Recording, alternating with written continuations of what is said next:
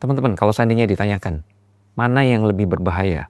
Bisikan kejahatan di dalam hati kita yang dilakukan oleh syaitan dari kalangan jin dan manusia. Jadi syaitan itu ada dari kalangan jin, ada dari kalangan manusia. Kadang-kadang manusia juga membisikkan, merayu kita untuk melakukan kejahatan sehingga kita melakukannya. Mana yang lebih dahsyat bahayanya dibandingkan dengan kejahatan misalkan makhluk-makhluk Allah di malam hari, katakanlah perampok, pencuri, atau hewan-hewan yang berbisa atau buas di malam hari. Kemudian kejahatan wanita tukang sihir, kejahatan orang yang hasad dari mata ainnya. Mana yang lebih parah? Para ulama mengatakan yang lebih berbahaya dan lebih dahsyat adalah keburukan bisikan yang membisiki hati kita, kemudian kita terdorong, termotivasi untuk melakukan keburukan. Ini jauh lebih dahsyat. Syekh Muhammad Al-Amin Al-Syanqiti rahimahullah ta'ala, salah seorang ahli tafsir zaman ini, beliau berdalil dengan surat Al-Falaq dan surat An-Nas. Kalau kita perhatikan di surat Al-Falaq, kita diperintahkan untuk berlindung kepada Allah Subhanahu wa taala. Qul a'udzu birabbil falaq, dan kita bertawassul menggunakan satu sifat Allah Subhanahu wa taala di situ.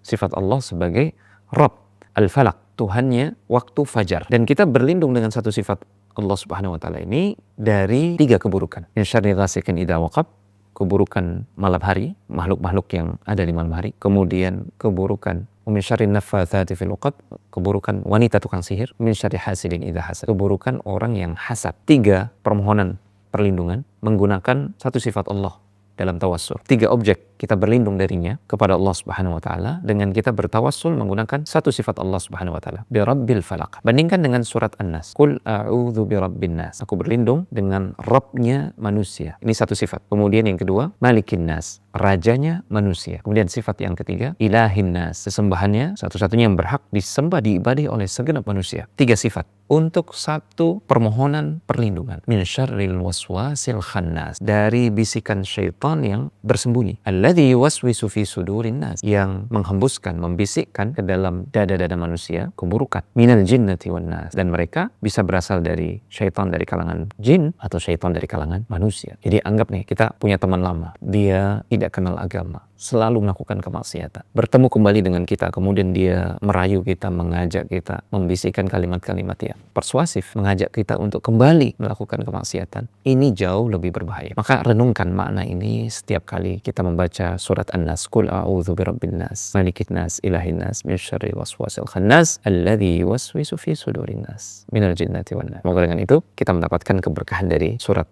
atau ayat-ayat yang mulia ini. Barakallahu fikum.